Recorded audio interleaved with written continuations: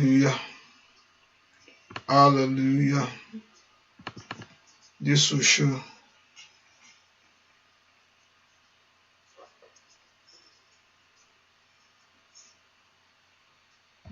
Hallelujah.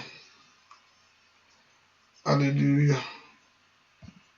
Praise the Lord. Ẹ jẹ́ ká bẹ̀rẹ̀ sí dúpẹ́ lọ́wọ́ Ọlọ́run. Ẹ ká bẹ̀rẹ̀ sí dúpẹ́ lọ́wọ́ Jésù. Jésù mà ṣeun. Jésù ṣeun. Somebody lift a voice and just begin to thank him right now. Mo bẹ̀ kó dúpẹ́ lọ́wọ́ Ọlọ́run fún rẹ̀. Jésù ṣeun. Jésù ṣeun. Jésù ṣeun. Mo bẹ̀ kó dúpẹ́ lọ́wọ́ Jésù yìí. Mo bẹ̀ kó dúpẹ́ lọ́wọ́ Ọlọ́run yìí. Ọba tó pọ̀ nípa àtàgbára, ọba tó fún mi ní àǹfààní ohun rere o. Mo bẹ̀ kó dúpẹ́ lórí ọmọ rẹ gbogbo. Somebody just exalt Jesus right now. Ẹ ká dúpẹ́ lọ́wọ́ Ọlọ́run yìí. Ọba tí ò fi àwọn tí ẹ sílẹ̀. Ọba tó dùn tì ọ́. Somebody appreciate the Lord right now. Let's appreciate him. Jesus, we thank you for the grace of your love for me, your love in my life. Somebody, let's appreciate him. Ẹ ká dúpẹ́ lọ́wọ́ Ọlọ́run yìí. Ẹ ká dúpẹ́ lọ́wọ́ Jésù yìí. Ọba tó fún orí ilé ọ lọ́wọ́. Somebody appreciate the Lord right now and give thanks to him. Let's bless the name of our God. Let's bless the name of the King. Dúpẹ́ lọ́wọ́ Ọlọ́run ọba ńlá yìí. I want you to appreciate him. Give that honor to him because he's worthy of our praise. Ẹ ká dúpẹ́ lọ́wọ́ Ọlọ́run yìí, ọba tí ó fi ọ́ sílẹ̀ fún ìgbà kan rí. Thank him, the Lord that is with you, the Lord that is for you. Ẹ ká dúpẹ́ lọ́wọ́ Ọlọ́run yìí. And I want you to open your heart wherever you are. Make it personal, even though you are hearing me. Make it personal between you and your God. Jẹ́ ká fi jẹ́ pé ìwà àti Ọlọ́run ló ń sọ̀rọ̀ lọ́wọ́lọ́wọ́ báyìí. Hallelujah. Give that thanks to God. Create the atmosphere for him wherever you are. Create the atmosphere for the Lord right now to touch your life. Jẹ́ ká fi jẹ́ kí agbègbè tó yọ ká ń jẹ́ ti Ọlọ́run lọ́wọ́lọ́wọ́ báyìí. Ká bẹ̀rẹ̀ sí dúpẹ́ fún oore tí Ọlọ́run yóò ṣe nínú ayé rẹ. Thank him for the great things that he's going to do in your life. Ẹ kó dúpẹ́ fún oore gbogbo. Ẹ kó dúpẹ́ fún àánú rẹ̀ lórí ayé rẹ gbogbo. Somebody lift a voice and thank him. Somebody exalt him. Somebody magnify the Lord. Magnify Jehovah God for his goodness. Magnify the King for his mercy. Dúpẹ́ Ọlọ́run fún oore rẹ̀ lórí ayé rẹ. Dúpẹ́ Ọlọ́run fún àánú rẹ̀ lórí ayé ọmọ rẹ gbogbo. Somebody thank him right now and just exalt him. Somebody magnify the Lord. Magnify Jehovah God. Gbẹ́ fún oore ńlá tí Ọlọ́run ṣe fún ọ. Oore ńlá lórí ọmọ rẹ. Oore ńlá ìdásí. Oore ńlá ààbò tó péye. Somebody appreciate him. Dúpẹ́ lọ́wọ́ Ọlọ́run. Jésù ṣé o. Jésù mo yàn ọ́. Jésù mo gbé ọ ga. Jésù mo dúpẹ́. Dúpẹ́ lọ́wọ́ Ọlọ́run yìí.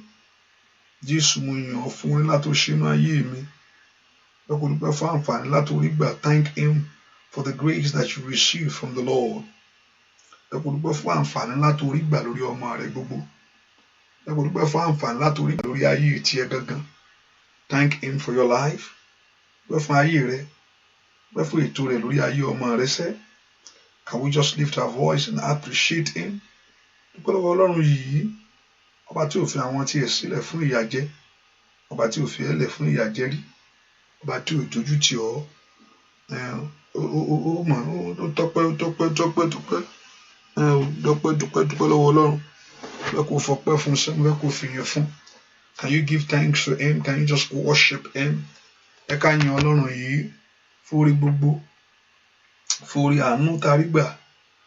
Fún ìpamọ́ ìrìn àjò ẹ lónìí. Thank him for the journey of today.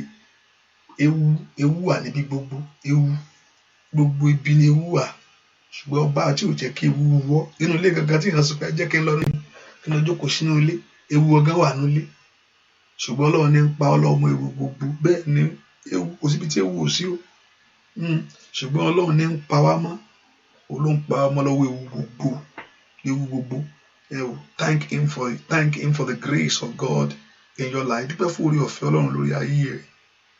Dúpẹ́ fún oore ọ̀fẹ́ Ọlọ́run lórí ayé ọmọ rẹ. Thank him for the journey of your life. Dúpẹ́ fún ètò tó ní fún ọ. Somebody appreciate him. And dúpẹ́ fún ètò tó ní lórí ayé rẹ sẹ́. Somebody thank him. Dúpẹ́ lọ́wọ́ Ọlọ́run. Ó fẹ́ kó yin Jésù yìí fún ètò rere èyí tí ó mú ìgbẹ̀yìn rere bá ọ. Thank him for the journey of your life. Ó fẹ́ fún ìrìn àjò ayé rẹ sẹ́. Ó fẹ́ kó yin bàbá yìí lógo. Ó fẹ́ kó dúpẹ́ lọ́wọ́ Ọlọ́run yìí. Ọba tó fún rere fún ọ. Ọba tó fún rere fún mi. Ọba tí ò dúdú tì mí. Ọba tó dúdú tì ọ́. Ọba tó dúdú tì àwọn ọmọ rẹ. Ọba tó ṣe dúpẹ́ dúpẹ́ lọ́wọ́ Ọlọ́run. Dúpẹ́ lọ́wọ́ Ọlọ́run yìí. Dúpẹ́ lọ́wọ́ Jésù ṣé o. Jésù ṣé o. Ọlọ́run mi ò mà ṣe òun. Èmi balẹ̀ gbẹ́rùn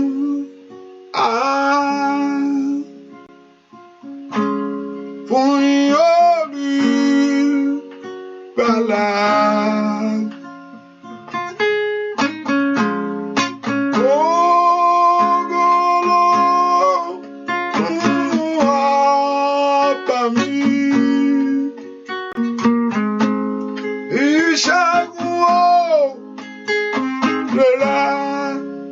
Jésù tó sọ ẹrù wa dayọ̀. Jésù tó sọ ẹrù mi dayọ̀. Tó mú bánú jẹta orin elétí ẹlẹ́ṣẹ̀ o. Orin elétí ẹlẹ́ṣẹ̀.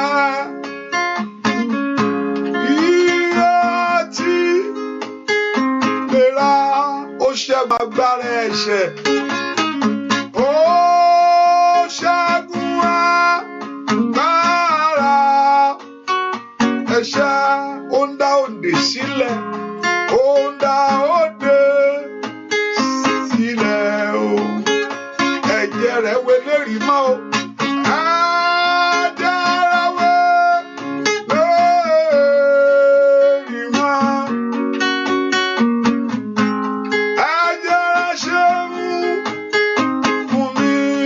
Sọ̀rọ̀ òkú gbóhùn rẹ̀. Ó sọ̀rọ̀ òkú gbóhùn rẹ̀. Adití gbà mí títún. Afọ́jú oníròbìdé fò fáyọ̀. Oníròbìdé fò fáyọ̀.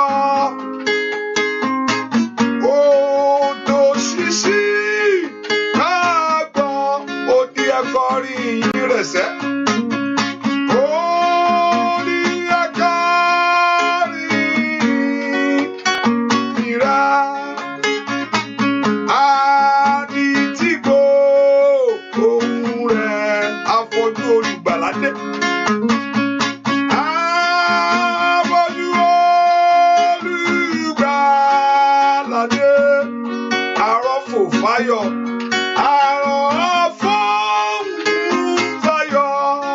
Bàbá mi àtọlọ́run mi o. Bàbá mi àtọlọ́run mi. Fún mi ní ìrànlọ́wọ́ rẹ. Fún mi ní ìrànlọ́wọ́ rẹ o. Kémi lérò ká gbogbo ayé. Ọ̀la orí. Dúpẹ́ o mà ṣeun bàbá. Dúpẹ́ ọ Jésù mà ṣeun fórí ayé mi. Somebody lift your voice and give that honor to him. Ó ṣe inú ayé rẹ̀ ṣe tọmọtọmọ. Ó bá dúpẹ́ lọ́wọ́ rẹ̀ ṣe Jésù ṣe o. Jésù ṣe o. Olùgbàlà ó mà ṣe. Kábíyèsí ó ṣe o. Jésù mà ṣe mo gbọ́.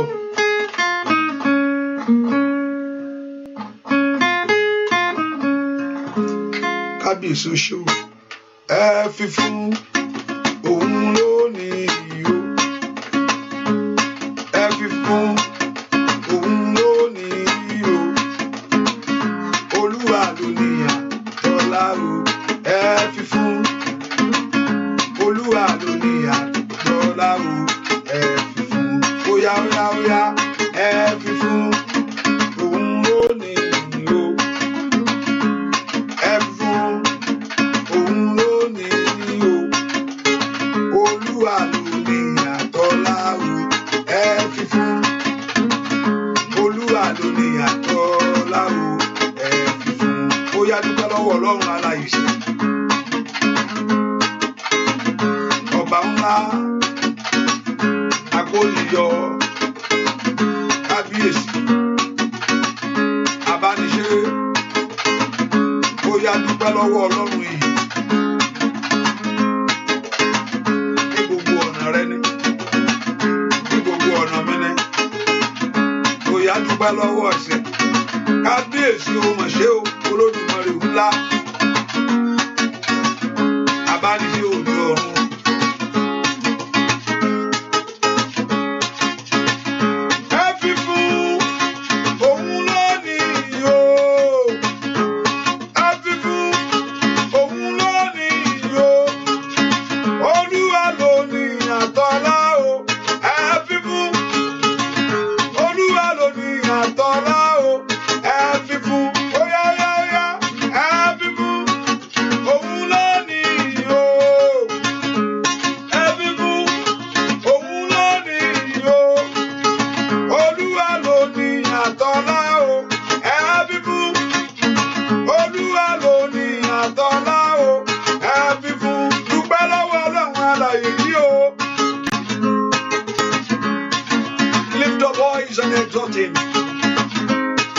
Kábíyèsí o mọ̀ ṣe o Olódùmarè ńlá abániṣe òde ọ̀run bàbá mi. Óyá óyá óyá óyá óyá óyá óyá ọwọ́ rẹ dà ijó ọpẹ́ rẹ ń kọ́ kábíyèsí o mọ̀ ṣe Olódùmarè fẹ́ adá ọba tó dọ̀ sí tọmọtọmọ ọpẹ́ rẹ dà níwájú Olúwa. Mo mọ̀ pé wá ọpẹ́ mi Olúwa mo mọ̀ pé mi wá ọpẹ́ mi Olúwa mo mọ̀ pé wá ọpẹ́ mi Olúwa mo mọ̀ pé mi wá ọpẹ́ mi Olúwa mo mọ̀ pé wá ọpẹ́ mi Olúwa mo mọ̀ pé wá o ọpẹ́ mi Olúwa mo mọ̀ pé wá ọpẹ́ mi Olúwa mo mọ̀ pé wá o ọpẹ́ mi Olúwa mo mọ̀ pé mi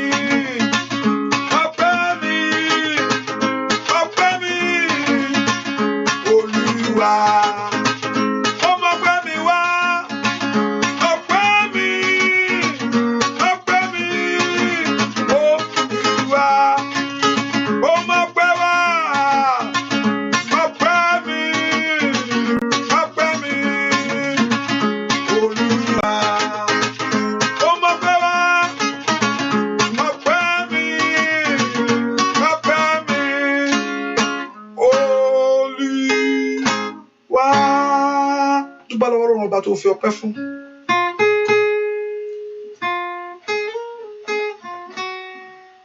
Dúpẹ́ lọ́wọ́ Ọlọ́run Jésù mà ṣeun. Jésù mà ṣeun lórí ayé mi ṣe dúpẹ́ lọ́wọ́ Ọlọ́run. Mo fẹ́ kó dúpẹ́ lọ́wọ́ Jésù yìí fún orí ńlá.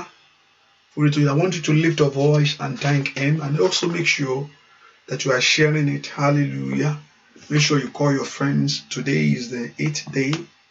I think 8 times. Be a blessing for someone. Look for 8 people to share it to. You can do more than that. Hallelujah. You can do on your WhatsApp. You can do on your message. Your messengers. Dúpẹ́ lọ́wọ́ Ọlọ́run. Dúpẹ́ lọ́wọ́ Ọlọ́run. Dúpẹ́. Yí ọkàn mi dìde láyọ̀ o. Kọrin sólùgbàlà. Ọlá rẹ̀ bèrè orin mi. Ṣeun fẹ́ràn tí pọ̀ tó. Orí mo ṣe gbé ní ṣubú. Orí mo ṣe gbé ní ṣubú. Síbẹ̀ ó fẹ́ mi láfẹ̀tán o. Síbẹ̀ ó fẹ́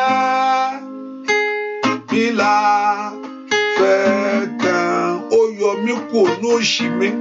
Ó yọ mí nínú òṣì mi. Ṣeun fẹ́rẹ̀ tí kò tó. Ogun ọ̀tá dìde sí mi o.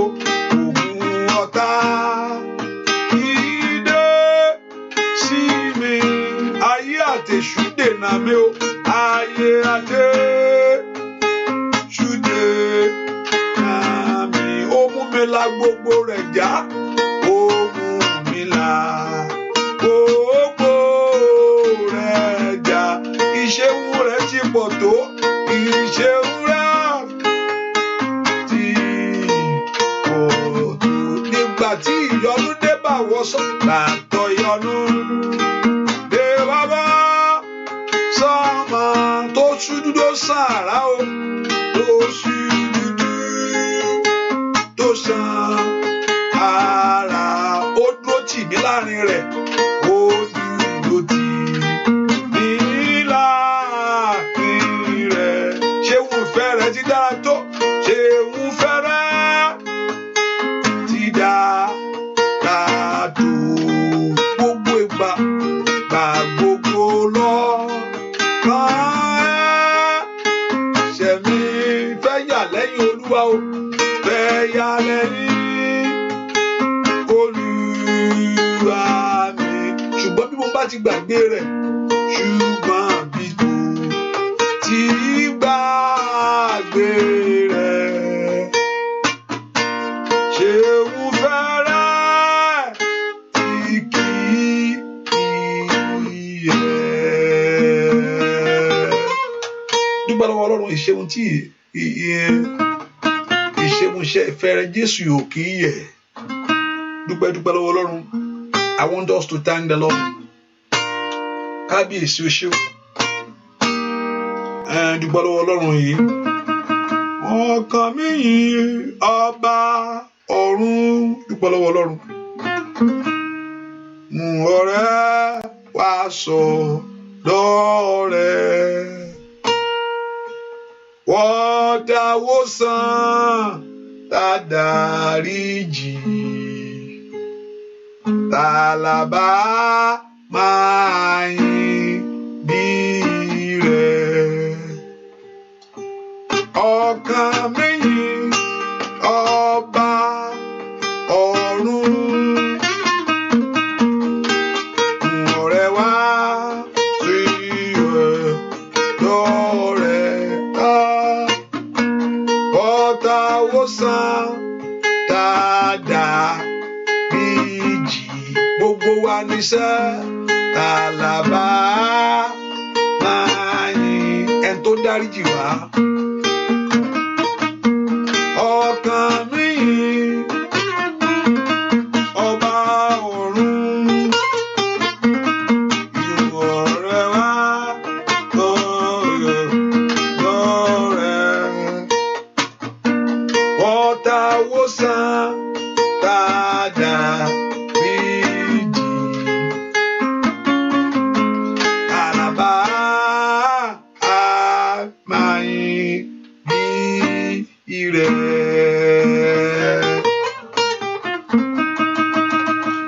Jésù mọ̀ ṣeun, Jésù ṣeun, Jésù ṣeun.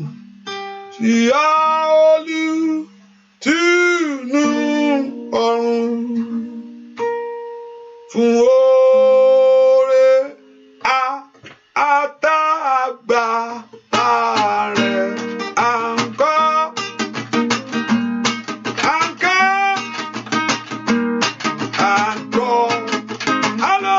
hallelujah sí ẹni sí ọ ẹni tí ó wà nínú májẹ̀mú Ọlọ́run àǹkọ́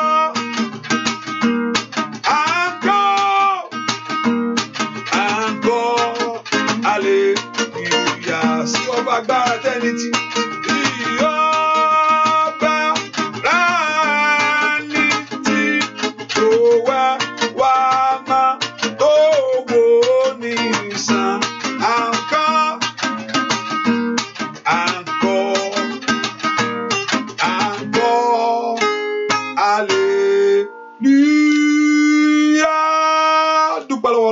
Tó ṣàánú fún ọ Jésù ṣe o, kábíyèsí o, bàbá mi ò mọ̀ ṣiṣẹ́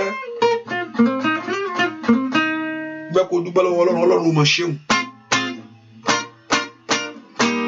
dúpẹ́ lọ́wọ́ Jésù sẹ́, sọ fún Ọlọ́run, Ọlọ́run dárí gbogbo ẹ̀ṣẹ̀ mi jì mí, gbẹ́ kó pe Jésù lọ́wọ́lọ́wọ́. I want you to ask the Lord Jehovah God to forgive every sin, gbogbo ẹ̀ṣẹ̀ mi gbogbo ẹ̀ṣẹ̀ mi gbogbo tí ò ń jẹ́ kí n rí ọ lónìí, Olúwa dáríjì. Sọ fún Ọlọ́run kó dáríjì ọ, bẹ́ẹ̀ kó bẹ Jésù lọ́wọ́lọ́wọ́, kó dáríjì ẹ́, gbogbo àṣírí mi gbogbo, Olúwa dáríjì mí. Sọ fún Jésù kó dáríjì ẹ́ lọ́wọ́lọ́wọ́, Olúwa dáríjì mí, jẹ́ n rí àánú ńlá rẹ gbà. Ọlọ́run béèrè fún àánú ńlá níwájú Ọlọ́run, bẹ́ẹ̀ kó béèrè fún àánú ńlá. Sọ pé Jésù lọ́wọ́lọ́wọ́ máa bọ̀ lọ́wọ́lọ́wọ́ báyìí o. Ìwọ tó ti fàdúrà ránṣẹ́ sọ́mọdé kejì ó yá fi ránṣẹ́ lọ́wọ́. Sọ fún Jésù kó máa bọ̀ lọ́wọ́lọ́wọ́, Jésù kó máa bọ̀ lọ́wọ́lọ́wọ́, Jésù máa bọ̀ lọ́wọ́ nú ayé mi. Sọ pé Jésù máa bọ̀, sọ pé Jésù máa bọ̀ sẹ́, Jésù máa ṣeun, máa bọ̀ nú ayé mi lọ́wọ́lọ́wọ́, Jésù máa bọ̀ lọ́wọ́lọ́wọ́. Mo fẹ́ rí ọ Jésù, mo fẹ́ rí ọ Jésù, mo fẹ́ rí ọ lọ́wọ́lọ́wọ́, Jésù mo fẹ́ rí ọ, Jésù máa bọ̀ lọ́wọ́lọ́wọ́. Ẹ gbé orí sókè kí ọba ògo wọlé wá, ẹ gbé orí sókè, ọba mi ti dé,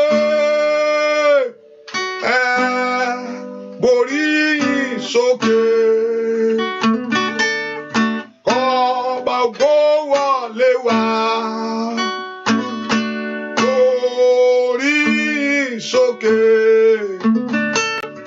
Ọba mi ti dé,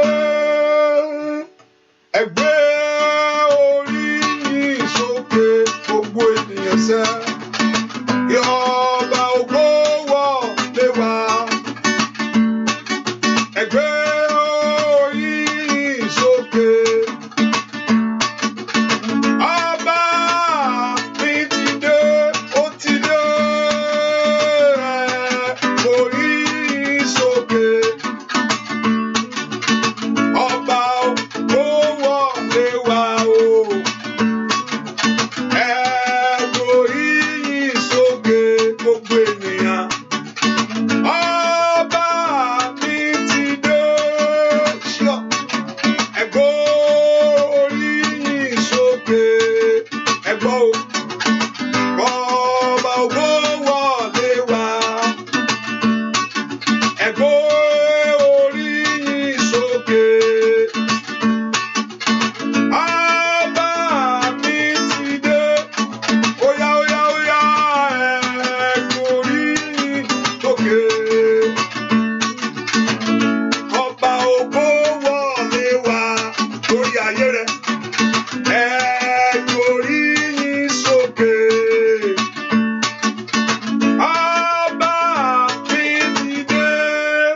kó ṣí ọkàn ẹ payá níbi tó wà yẹn.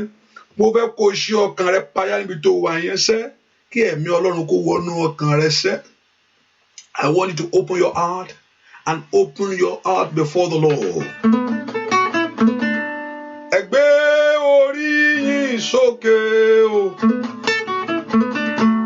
Kọ́ba ògo wọlé wá. Ẹ gbé orí yín sókè gbogbo ènìyàn sẹ́. Ọba mi ti dé. Ẹ gbórí yín sókè gbogbo lẹ̀kùn. Kọ́ba ògo wọlé wá o. Ẹ gbórí yín sókè. Ọba mi ti dé. Ẹ gbórí yín sókè. Ẹ gbórí yín sókè o. Kọ́ba ògo wọlé wá o. Ẹ gbórí yín sókè. Ọba mi ti dé. Gbogbo lẹ̀kùn táyé ti tì lórí ayé rẹ, lórí ọmọ rẹ sẹ́. Gbogbo lẹ̀kùn àṣeyọrí, gbogbo lẹ̀kùn ọ̀nà àbáyọ fóun rere sẹ́. Lórúkọ Jésù. Ọ̀nà òkìkí lọ́jọ́ sẹ́. Ó nà gọ́nà ayé rẹ kó là. Ìyanu rẹ kó ṣẹlẹ̀ sẹ́. Ìyanu rẹ kó bẹ̀rẹ̀ ní gbogbo ọ̀nà níṣẹ́. Ọba tó sọ fún Lásárù kó jáde wá o. Ó dàn kí ayé rẹ kó jáde. Ó dàn kó rere kó bẹ̀ lórí iṣẹ́ rẹ o. Nínú ọdún yìí, nínú oṣù yìí, nínú ọdún yìí lórílẹ̀-èdè yẹn sẹ́, in that country. Ó dàn kọ́nà báyọ̀ rẹ kó là. Ó dàn kó rere kó ṣẹlẹ̀ sẹ́ o. Ẹ gbé orí yín sókè. Kí ọba ògo wọlé wá o. Ẹ gbé orí yín sókè gbogbo lẹ̀kùn gbogbo.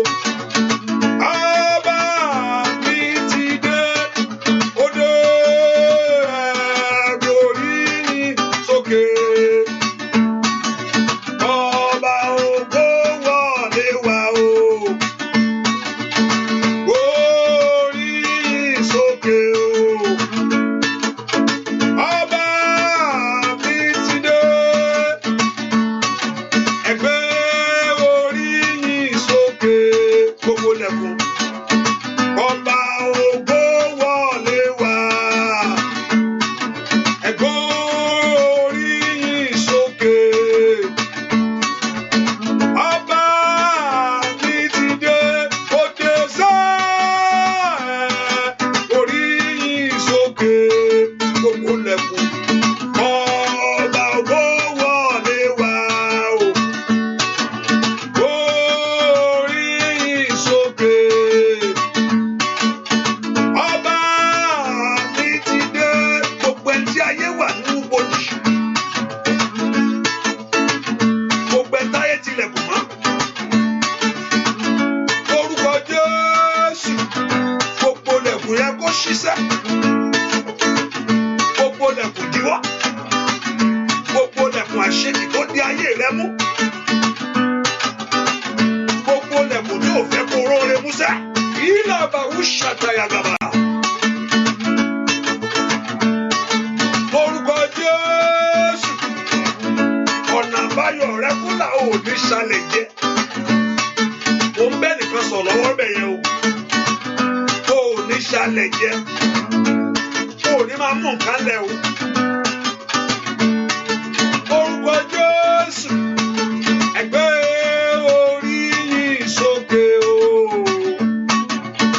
Ọba ògo wọlé wá. Ẹ gbé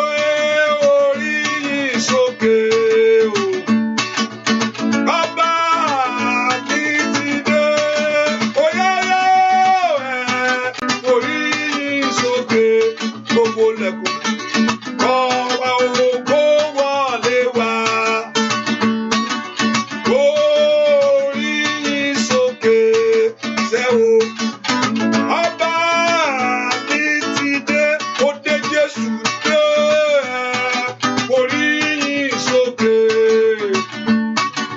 Ọba ògo wọlé wá, orí yín sókè gbogbo lẹ̀kùn.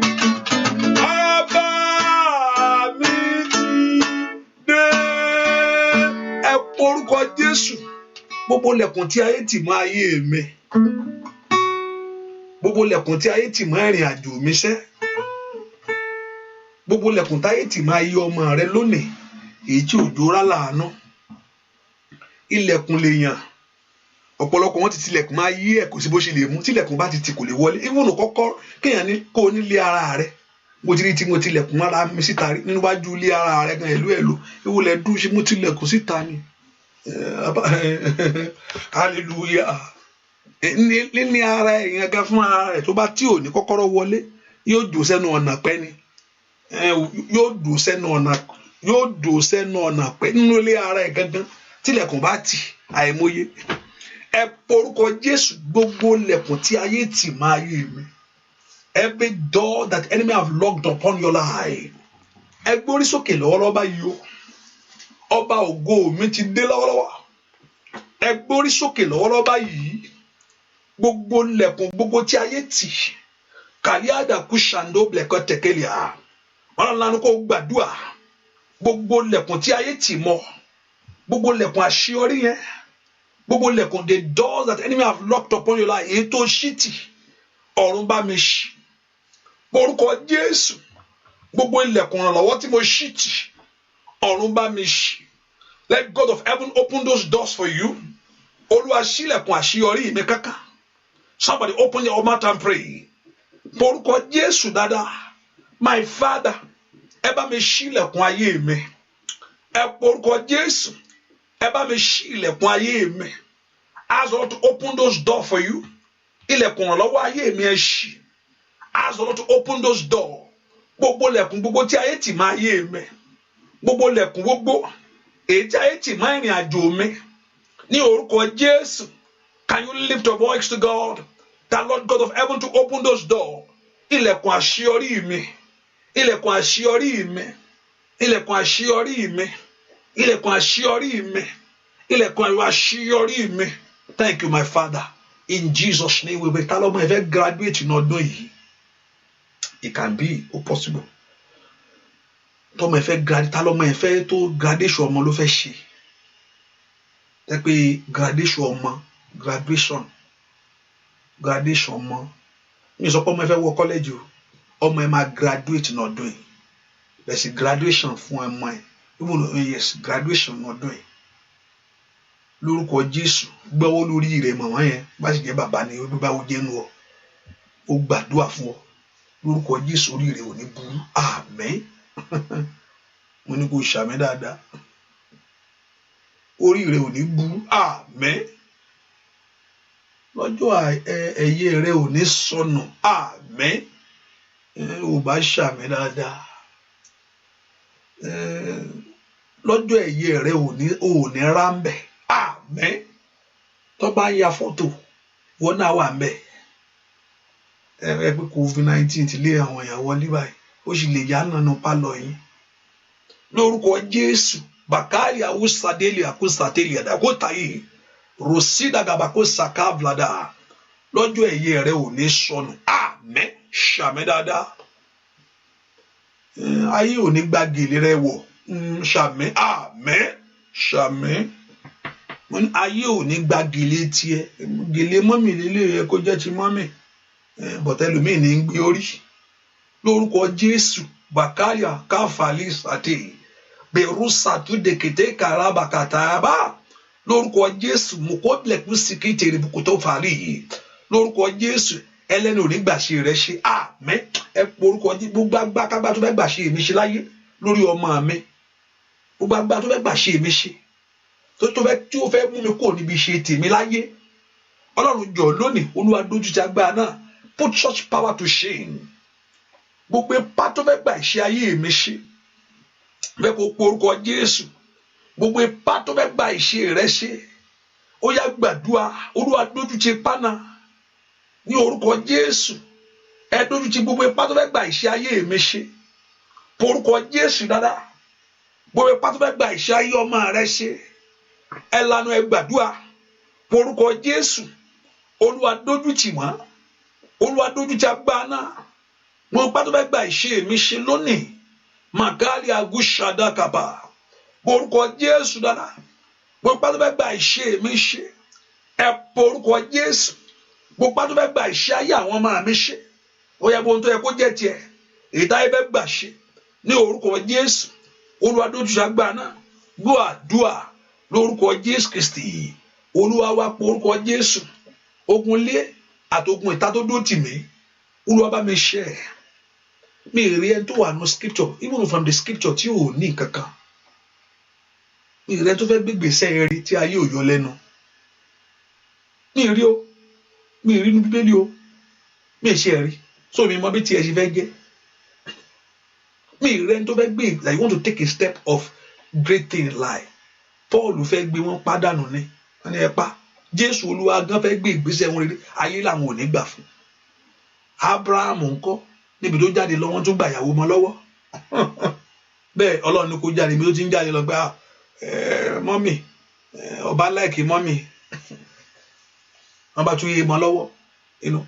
See, and also when you look at the scripture very well you see at that age ọba sì fẹ́ mama 70 something I think the lady is looking good bẹ́ẹ̀ ni ìjọ́jọ́ Ọlọ́run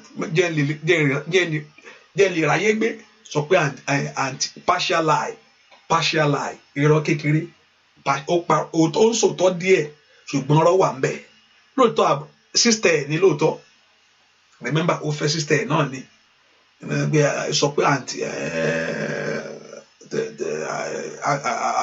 àbúrò mi ló jẹ́ o partial lie ó parọ́ ó ju òótọ́ lẹ̀ díẹ̀ òótọ́ nu rọ́ òótọ́ nínú ẹ̀rọ òótọ́ nínú rọ́ bẹ́ẹ̀ ni ṣùgbọ́n Ọlọ́run gbà á wọ́n tún kọ́ àwọn ẹbí ẹ̀ lẹ́rú Ọlọ́run gbà kò sí Isaac ni kò ní ó gbàdúrà kó tó lọ́mọ ni Ọlọ́run ló bá ń béèrè lọ́wọ́ Ọlọ́run ó tún gbẹ́lẹ̀ ayé tún lè kó omi tó gbẹ́ tó mi ń ṣàn sí fún pé àwọn máa gbalẹ̀ lọ́wọ́ ẹ̀ ìwọ́kẹ̀ Jákọ́bù ni kò ní ní tàbí ta ni kò ní ṣèbí Dáfídì tó fẹ́ gorí ìtẹ́ ayé tó fẹ́ lè pa wọ́n lé títí pé káwọn ó jù ú kù mọ́ lórí Sọ́ọ̀lù lé títí pé ìwọ́kẹ̀ máa bá tiẹ̀ jẹ́ bẹ́ẹ̀ ni ta ni ó lógo láyé tá yóò ní dààmú àfi tí yóò bá fẹ́ gbàdúrà nǹkan tí ó yẹ kó múra ni pé ó san yẹ̀rì ó san bàǹtẹ́ yóò san yẹ̀rì àdúrà ni èèyàn á gbàdúrà ni àdúrà ló gbà kò sí kankan it's just it kò sẹ́ni náà kò sẹ́ni tó lógo tó pé ó ń lọ síbi ògo tí Sátánì ò ní kọjú ìjà sí pé ìwọ kẹ̀ níbo ló fẹ́ lọ ó lọ bí wọ́n kan ìwọ ló ní gbà báwo ló ṣe wá rí báyìí báwo láyé mi ṣe wá rí báyìí ẹ̀yìn kọ́ ni kò sọ Olúwa gbà mí ni bá ń fìjà fún oníjà o ẹ porúkọ Jésù bí tó wà ṣẹ́ ogun lé àtogun ìta ogun arádùúgbò ogun ní ìjọ ogun ní ìjọ gangan tó ó lè kẹ́ńkẹ́kẹ́ńkẹ́ àtogun ní ìjọ arákùnrin nìkan chọ́ọ̀chì náà ló sùn wọ́n ti jù ní ìkó bẹ́ẹ̀ ni orí yẹn kan sì dédé fọ́ wá nínú wọ́n ta nǹkan ni bẹ́ẹ̀ ni àtogun àwọn èèyàn mímọ́ pé má wọrí kándùlà àdúrà làwọn àgbà àfàdúrà finish àdúrà òdì àwọn tó ń gba àdúrà òdì mọ́ olórí rẹ those that pray negative prayer over your life ogunlé àtogun ìta ogunlé bàbá ogun aládùúgbò gbogbo ẹ̀mí kẹ́mí yàtọ̀ sógun yẹn ẹ̀mí kẹ́mí kan tó máa wà the spirit itself ẹ̀mí kẹ́mí ni ẹ̀mí kẹ́mí tó ń ṣọ́ ayé mi ẹ̀mí tí ò fẹ́ ẹ̀mí tá a yàn tí ayé mi tá a yàn tá a wà sign for my life ẹ̀mí tá a yàn tá a yẹ àwọn ọmọ mi gbogbo yíyá kí gbogbo wọn wẹ ojú kan náà ni ẹ orúkọ Jésù ogunlé bàbá bìkútò bírù sí tẹlẹ ó yá ìgbórí sókè lọ́wọ́lọ́wọ́ ó dá kí Ọlọ́run mi ti dé lónìí ó yẹ jáde ní orúkọ Jésù ogun tó fẹ́ kó débi tó yẹ kó dé láyé, ogun tó fẹ́ kó níbi tó nǹkan tó yẹ kó ní, the battle in your life, ogun tó ti ṣe nǹkan tó yẹ kó ṣe, you have done all the best that you know. O ti sapá títí, ogun tó jẹ́ kí ipá rẹ̀ ká ní orúkọ Jésù, ogun tó ti sapá, ogun tó jẹ́ kí ipá rẹ̀ ká ohun rere láyé rẹ̀. Somebody lift your voice and pray to God. Dua lórúkọ Jésù Kristi Olúwa wa. I believe strongly, not only in prayer alone. I believe strongly, not only in prayer alone, that also we take a step. I don't know, there's a woman here, maybe I should share the story. No, she was, I think, there's certain thing going on in her life. And after that I was praying. I don't know whether she's listening, I don't know. And that's I tell that I also believe, okay, she loves sorrow. You know, that's why I want that I also believe not only that you pray that the Spirit will just bring something towards you like that. No. I believe you take a step. I believe sometimes you talk, and sometimes you act, sometimes you knock. You know, it's a process. Seek, knock, action word. Seek. That means you look, ask. That's the started one. Seek, you look for it. When you look for the place, you knock the door. So when you look at those 3 things that Jesus told us to do, it's a step of faith that you need to take. Ask, below alone. Okay.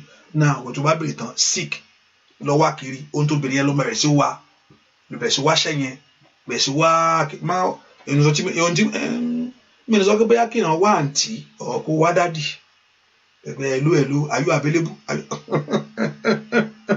No, I'm not saying that. Ọlọ́run máa mú yẹn wá, but tó bá wá, be ready for kó wá di pé ilé tó ga, ilé tó kéré ni.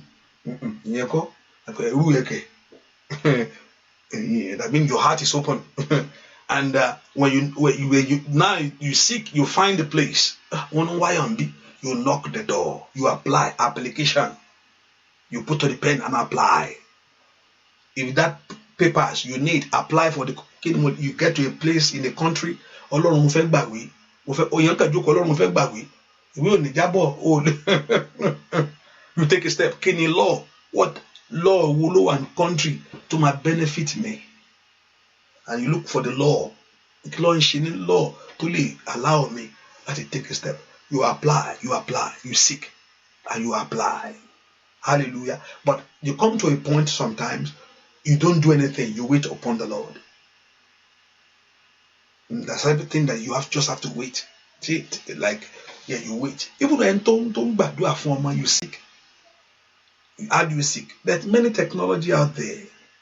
There are many technology out there now that God can use to work for you. There are many technology out there that you can work out. I've seen many people like that. Through that, the Lord bless.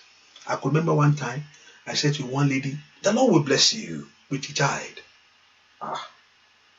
The Lord will bless you with a child. You know. And one day I was just walking around and the lady, the young boy, no, not that one, the other one, Pastor. And later I began to find out that through the process, before that, I said, so she could draw, she said, you know. So there's so many things you can. I believe in prayer, and also I believe you're taking a step. Like you just sit down and be looking. Yanumbo. Ilé tó yẹ kó sọ̀rọ̀. Ilé tó yẹ kí n lọ kó lọ bẹ̀. Ilé tó yẹ kó kanlẹ̀ kó lẹ̀kùn. Ilé tó yẹ kó yes. But certain things can go beyond that. You just have to wait. You don't know what to do. Ọlọ́run kò yé mi. No, bí tí wọ́n á sọ̀rọ̀ rí. What to big be saying to shit that you have put all your best in life and the best is not coming out.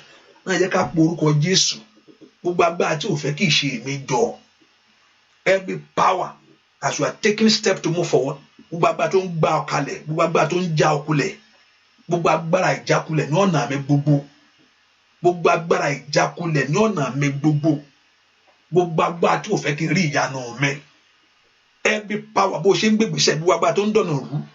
agbára mi wà máa ń ṣáájú yẹn lọ síbi ire ni pé ẹ lọ ṣáájú ẹ lọ dènà dé kí ni ń jẹ́ bẹ́ẹ̀ block away block his way gbogbo agbára tí ń dènà dé ayé mi tí ò fẹ́ kí n rí ìyanu mi sẹ́ bẹ́ẹ̀ kó porúkọ Jésù gbogbo agbára tí ń dojú re délẹ̀ bó ṣe ń ṣe ló ń dànù bó ṣe ń le ló ń dọ́nà gbogbo agbára tó tí ò fẹ́ kí ṣe èmi sojú mi gbogbo ipá mo ní kò sẹ́ni tó fẹ́ dìde tí ayé ò ń dìde mọ́ àtẹni tí ò bá fẹ́ lógo nìkan ló kù bàkálì àbó sàtì dàgàdà gbogbo agbára tí ń bínú ògo arógo ṣáájú ológo arógo bògo jẹ́ arógo yógo dànù orúkọ Jésù gbogbo ipá òkùnkùn ní ọ̀nà mi gbogbo adọ̀nà ẹni rú abọ̀nà ẹni jẹ́ mo fọ̀rọ̀ yín lọ Ọlọ́run lónìí ní orúkọ Jésù gbogbo ipá náà ó yẹ tẹríba ó yẹ ṣègbé orúkọ Jésù Olúwa sọ ipá náà di asán lórí ayé mi gbogbo agbára tí ò fẹ́ kó jẹun tó ṣe tí tó ṣe tó tu so jẹ kalẹ̀ gbogbo agbára tí ò fẹ́ kó jẹ ń bẹ̀ gbogbo agbára tí ò fẹ́ kó dẹnu rẹ̀ makali kari kapsotalia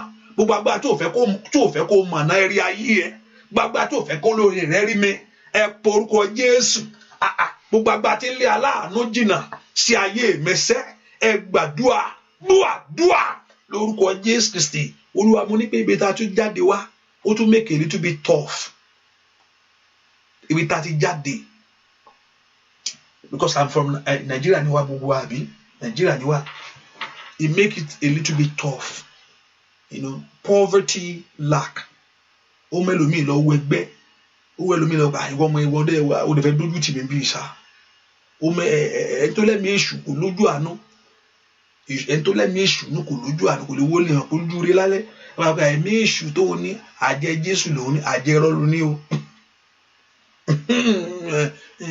ẹgbẹ́ funfun lòun wà kò sí nǹkan tó jọ bẹ́ẹ̀ ẹgbẹ́ funfun tó níjọ́ ẹlẹgbẹ́ funfun náà ni ó jùjú kọjá ní ó máa mú nǹkan jẹ kò sí nǹkan tó jẹ́ ẹgbẹ́ funfun tí ò bá ti sínú Jésù kò ṣẹgbẹ́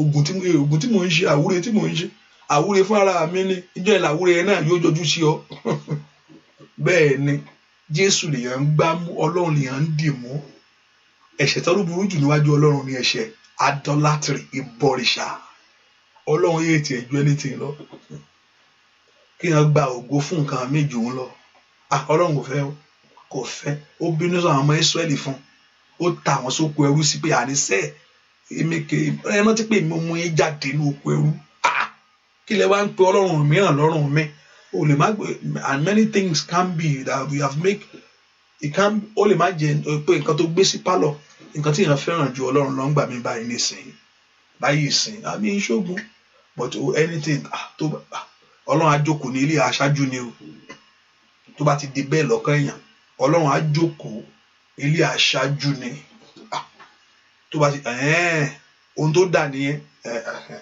Ọlọ́run máa jókòó àbí kí ilé aṣáájú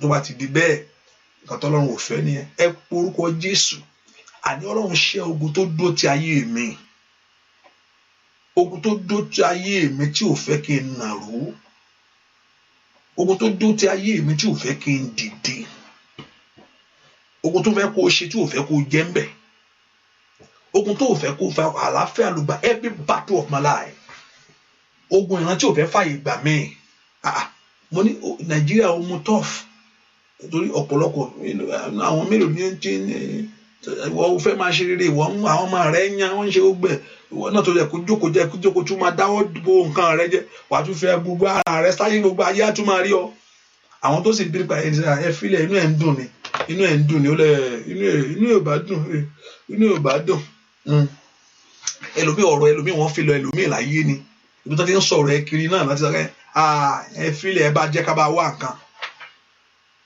ẹlòmíì tó tọ́ ní sọ̀rọ̀ ẹ ibi tó ti gbọ́rọ̀ rẹ sí tó ti ń sọ báyìí ẹlòmíì gbọ́ láti bẹ́ná sí ẹgbẹ́ ni ẹ bá ń kó náà ma ẹ porúkọ Olúwa ṣẹ́ ogun tó dó ti ayé mi orúkọ Jésù kàtàlì àgàtà kàbàrú sótó lábà Olúwa ṣẹ́ ogun ìran tó dó tì mí gbogbo ẹ̀mí kẹ́mi tí ń jà mí lólè òrèrè gbogbo ẹ̀mí kẹ́mi tí ń jà ayé àwọn ọmọ mi lórèrè gbogbo ẹ̀mí tí kẹ́mi tí ò fẹ́ kí àwọn ọmọ mi tiẹ̀ jọ jù mí lọ láyé ẹgbẹ́ pé kó ká gbogbo àwọn lójú kan ní gbogbo ẹ̀mí kẹ́mi tí ò fẹ́ jẹ́ kí n rí ìyanu mi sẹ́ gbogbo agbára tí ò fẹ́ fàyè gbà mí ẹ porúkọ Jésù. Olúwa jẹ́ ká gbà náà wọlé. Bàbá jẹ́ kí n tẹ́gbẹ́. Jésù jẹ́ kí n tẹ́gbẹ́ o. Nídìílé bàbá, nídìílé ìyá o. Ojú má tì mí o, bàbá jẹ́ kí n tẹ́gbẹ́. Nídìílé bàbá, nídìílé ìyá o. Ojú má tì mí o, bàbá jẹ́ kí n tẹ́gbẹ́. Óyá óyá óyá, bàbá jẹ́ kí n tẹ́gbẹ́. Mi gbọ́ ẹ̀. Jésù jẹ́ kí n tẹ́gbẹ́ o. Bàbá jẹ́ kí n tẹ́gbẹ́. Jésù jẹ́ kí n tẹ́gbẹ́ o. Nídìílé bàbá, nídìílé ìyá o. Ojú má tì mí o. Bàbá jẹ́ kí n tẹ́gbẹ́. Óyá óyá, lórí iṣẹ́ rẹ, lórí ohun tó dáwọ́lé láyé, níbi tó ti bára rẹ yẹn, lẹ́nu iṣẹ́ tó ń ṣe, ní gbogbo ọ̀nà rẹ, in all your ways, the Lord Jehovah God move your life forward. Bàbá jẹ́ kí n tẹ́gbẹ́. Bàbá mi o. Jésù jẹ́ kí n tẹ́gbẹ́ o. Bàbá jẹ́ kí n tẹ́gbẹ́ o. Jésù jẹ́ kí n tẹ́gbẹ́ o. Nídìílé bàbá o. Nídìílé ìyá o. Ojú má tì mí o. Bàbá bàbá jẹ́ kí n tẹ́gbẹ́. Óyá bójú má tì mí o. Bàbá jẹ́ kí n fún mi lọ́rọ̀ sọ. Bàbá mi máa bàbá jẹ́ kí n. Óyá bá lọ́run kó fún ọ̀sán ní ọdún yìí. Bàbá jẹ́ kí n tẹ́gbẹ́. Ojú òkúrò tì wá o. Bàbá ìmọ̀ká yádàgàtà. Óyá gbàdúrà. Bàbá jẹ́ kí n tẹ́gbẹ́. Óyá óyá bàbá jẹ́ oréré òkúrò dún ayé rẹ mọ́. Yí kàtàkàtà bàbá jẹ́ kí oréré òkúrò sọ́dún ayé rẹ mọ́. Bàbá jẹ́ ojú òkúrò tì ọ́ tọmọtọmọ o. Bàbá jẹ́ kí ẹ̀mí gúngùn ó yẹ kó jẹ́ tiẹ̀ ni. Bàbá jẹ́ óyá ojú òkúrò tì mí o. Bàbá jẹ́ kí n tẹ́gbẹ́. Ẹ porúkọ Jésù. Ohun tó jẹ́ tèmi tó ti ṣètò fún mi láyé, Olúwa fi lé mi lọ́wọ́. That very thing that God has prepared for you. Ohun tó jẹ́ tèmi tí ìwọ Ọlọ́run ṣètò fún mi láyé, ẹ̀yin ogun ọ̀run ẹ gbé fún mi. Ọmọ tó ti ṣètò fún mi láyé, ọkọ tó ti ṣètò fún mi, ẹ̀yin ogun rẹ fún mi lẹ́tọ̀ọ́ tèmi náà. Ọlọ́run ò dọ̀ pé máa lọ́nà ayé kó lọ jìyà. Ọkọ ńkọ́, mo ní kó máa lọ. Ọmọ mo ní kó máa lọ. Ó package everything fún ẹ dẹ̀. The Lord Jehovah God has packed. Ó kò mú ẹ wá sórílẹ̀-èdè yẹn kó wá jìyà ńbẹ̀. Ó mú ẹ kó lóde Nàìjíríà. Bó ṣe mú Abraham jáde kó wá gbáládùn ńbẹ̀ ni. Kó wá soríire ńbẹ̀ ni, jáde kó lé bàbá ẹ̀. Sílẹ̀ kan tí mi ò fi hàn ọ́. Bẹ́ẹ̀ ni ó bá Jacob rìnrìn àjò àti nìkan tí ń travel. Bẹ́ẹ̀ ni àwọn èèyàn travel rí. Jacob náà travel kó lé bàbá rẹ̀. Gbà tó máa padà lọ́bẹ̀ kò lọ pẹ̀lú ohun tó gbé lọ́nìkan, kò fi báàgì méjì tó gbé jáde. Báàgì ẹ̀kan ló gbélé ni tó fi kó airport. Kò ń ṣe onìkan. Ọmọ tẹ̀lé lọ. Ọmọ tẹ̀lé lọ. Tí sọ ọ̀kan pẹ̀lú àwọn wo làwọn eléyìí. Bẹ́ẹ̀ ni àwọn wo làwọn eléyìí. Hallelujah. Àwọn bẹ́ẹ̀ ni wọ́n bọ́ọ̀lì nìkan ló jáde náà. Àwọn tó wá tẹ̀lé ẹ. Bẹ́ẹ̀ ni kò ṣánwọ́ lọ. Ẹ porúkọ Jésù. Ẹ jẹ́ n tẹ́gbẹ́. Ẹ jẹ́ kí n tẹ́gbẹ́ fún ọmọ mi láyé. Mọ́mì, ẹ jẹ́ kí n tẹ́gbẹ́ fún aya mi. Kéèyàn má dọkọ gbẹ́njú. Porúkọ Jésù.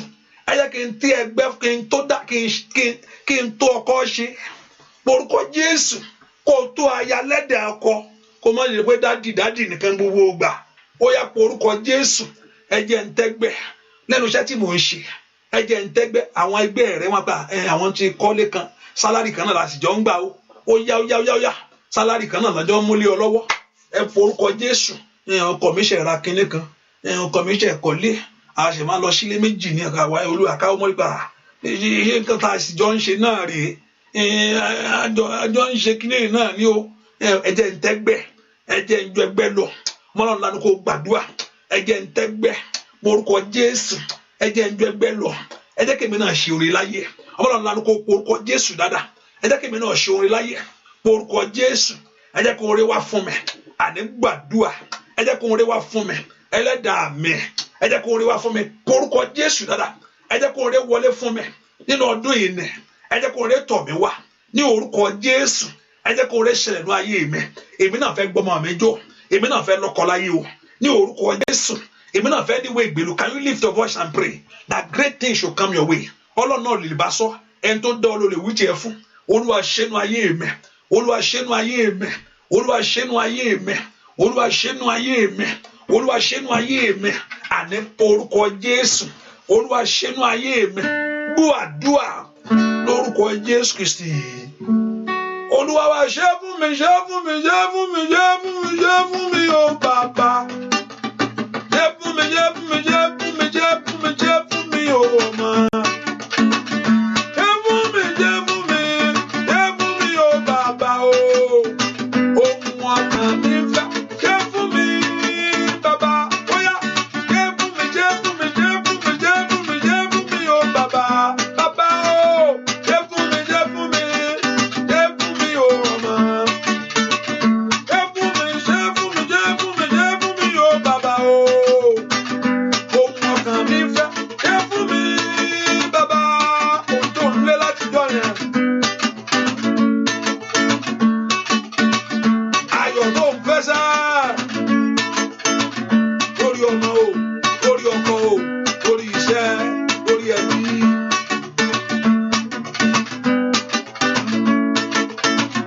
Ó tàn kó ohun rere kó wọlé fún ọ sá. Ṣé fún mi, ṣé fún mi, ṣé fún mi, ṣé fún mi, ṣé fún mi o bàbá, bàbá o. Ṣé fún mi o ọmọ. Ṣé fún mi, ṣé fún mi, ṣé fún mi o bàbá o. Ohun ọkàn mi fẹ́. Ṣé fún mi bàbá. Bóyá ṣé fún mi, ṣé fún mi, ṣé fún mi, ṣé fún mi, ṣé fún mi o bàbá, bàbá. Ṣé fún mi, ṣé fún mi, ṣé fún mi o ọmọ. Ṣé fún mi, ṣé fún mi, ṣé fún mi, ṣé fún mi o bàbá. Ohun ọkàn mi fẹ́. Ṣé fún mi bàbá. Ayọ̀ mi yóò pọ̀ra pọ̀ jù. Ayọ̀ mi yóò pọ̀ra pọ̀ jù. Ọ̀gá ògo ti dá mi láre. Ayọ̀ mi yóò pọ̀ra pọ̀ jù. Ayọ̀ mi yóò pọ̀ra pọ̀ jù. Ayọ̀ mi yóò pọ̀ra pọ̀ jù. Ọ̀gá ò ti dá mi láre, ó dá mi láre sẹ́. Ayọ̀ mi yóò pọ̀ra pọ̀, oríire rẹ ti dé sẹ́. Ayọ̀ mi yóò pọ̀ra pọ̀ jù. Bàbá o, ayọ̀ mi yóò pọ̀ra pọ̀ jù. Ọ̀gá ògo ti dá mi láre, ó dá mi láre sẹ́. Ayọ̀ mi yóò pọ̀ra pọ̀ jù. Tó bá gbọ́mọ rẹ jó sẹ́. Tó bá ń sílé yẹn sẹ́. Tó bá ń wọkọ̀ tuntun yẹn sẹ́. Tọkọ rẹ bá dé, táyà rẹ bá dé. Oore tó fẹ́ nínú ayé rẹ ni. Àṣeyọrí tó fẹ́ kò rí sẹ́. Bàbá ayọ̀ mi yóò pọ̀ra pọ̀ jù. Àti ẹ kú oríire o.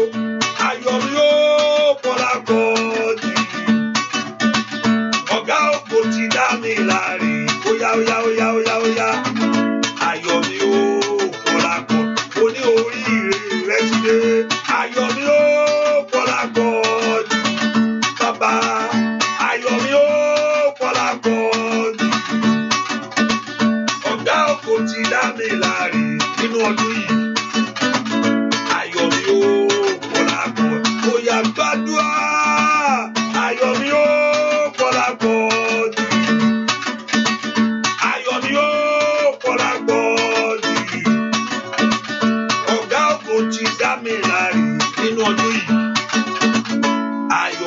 ó pọ̀lá pọ̀jù. Ẹ porúkọ Jésù. Ọlọ́run ẹ jẹ́ kémi náà rí inú ayé tí mo wà.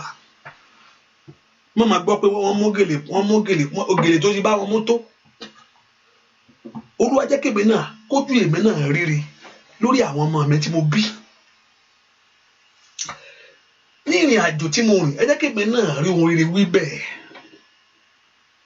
Ẹ jẹ́ kí ohun rere kó pàdé ayé mi náà láyé. That great things should come your way. Ẹ jẹ́ kí ọwọ́ mi tẹ ohun rere. Ẹ jẹ́ kí ayọ̀ tèmi náà kún. Kó má bọ̀ pé ẹ ṣe ti gbọ́ pé àǹtí kan ti bímọ. Bẹ́ẹ̀ ni. O gbọ́ pé àwọn ọmọ kan fẹ́ márì lọ́la. Ìyẹn kan lè kó kí wọ́n náà rí sọ fáyé. Ẹ jẹ́ kí èmi náà rí tèmi náà sọ. O ṣáà dá mi fún ìyàṣẹ́. Ọlọ́run ò dá mi fún òṣì láyé. Ẹ̀gàn ò ń ṣe tèmi, àbùkù tí ò ń ṣe tèmi, Olódùmarè. Ẹ jẹ́ kí ohun rere kó pàdé ayé mi. Ọlọ́run lánàá kó gbàdúrà. Olúwa jẹ́ kí ohun rere kó pàdé ayé àwọn èèyàn yìí o. Olúwa jẹ́ kí ohun rere kó pàdé ayé àwọn èèyàn yìí o. Porúkọ Jésù bí tó wà sẹ́. Olúwa jẹ́ kí ohun rere pàdé ayé mi. Ẹ jẹ́ kí èmi náà rí ohun rere ṣe. Ẹ jẹ́ kí ìrìn àjò gbè mí. Ẹ jẹ́ kí iṣẹ́ títí mò ń ṣe kó pé mi. Ẹ jẹ́ ìrìn àjò kàríà tó ń ṣe yẹn, bísínẹ́sì yẹn kó pé ẹ. Kí ìrìn àjò gbé ayé ẹ. O gbọ́dọ̀ bá wọn rìn bẹ́ẹ̀, ó kàn bá wọn lọ ló èbó ni. Ó kàn máa ń lọ lẹ́nu iṣẹ́, you are just going to work every day. Ẹ jẹ́ kí ìrìn àjò gbè mí. Ta ló lè bá sọ? Ọlọ́run náà ló bá sọ.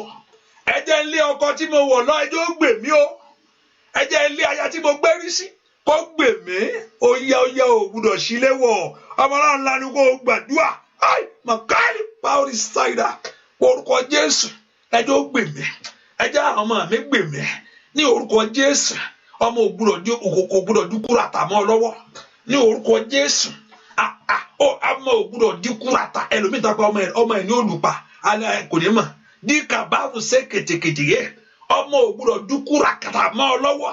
Ẹ jẹ́ ọmọ mi gbè mí láyé. Ẹ jẹ́ mi náà gbé ọmọ mi. Ní orúkọ Jésù. Olúwa ṣe tèmi nírè. Somebody pray. The Lord should make your own good. In the name of Jesus. Ẹ ṣe tèmi nínú ọdún yìí. Ẹ jẹ́ orí wọlé tọ̀ mí wá o. Ẹ jẹ́ ń ṣe rẹ̀. Gbọ́ àdúrà lórúkọ Jésù Kristi. Olúwa wẹ́ po orúkọ Jésù. Mo rí pé òun làágùn. Àgùn ń bò ọ́. Mo rí pé àgùn wà lójú ẹ̀. Mo rí pé òun làágùn. Mo ń bẹ́ nìkan wí o. Àgùn rẹ̀ níwájú rẹ̀ lójú rẹ̀. Àgùn rẹ̀ ló gbogbo ojú rẹ̀ yìí. Àgùn mean effort of a man. Ohun tó ń ṣe your effort. Olúwa fi ìsinmi fún ọkàn mi.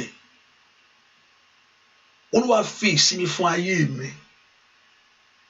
Ibi tí mo ti ń làágùn, ibi tí mo ti ń lé, ẹ jẹ́ ń lé bá. Ibi tí mo ti ń wá, ẹ jẹ́ kí n wá rí. Ẹ bá ń wá rí. Ibi tí mi ti ń béèrè, ẹ jẹ́ rí gbà. Ohun tó máa máyé rọrùn nù. Kéèyàn lè títí kó má ba, kò ń ṣe nǹkan gidi o. Àpò òrònú ni. Kéèyàn wá títí kó má rí. Ọlọ́run dẹ̀ ti ṣèlérí pé òun fẹ́ ṣe gbogbo kíni fún ọ. When we look at our scripture very well, Psalm 80 verse 7. Psalm 80 verse 7. That the Lord should cause, he said, turn to us, kọjú sí mi.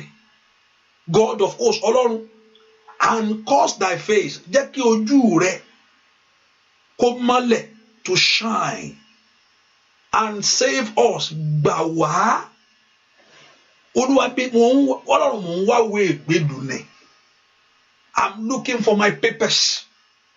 Ọlọ́run ọmọ ni mò ń wá láyé. Ó wà lọ́wọ́ ẹ̀. Jaburata lónìí. Àwọn èèyàn sì ń bímọ dòdò ní ìbáyìí. Àwọn èèyàn ń bímọ sọ kò tí ì tàn lọ́wọ́ ẹ̀.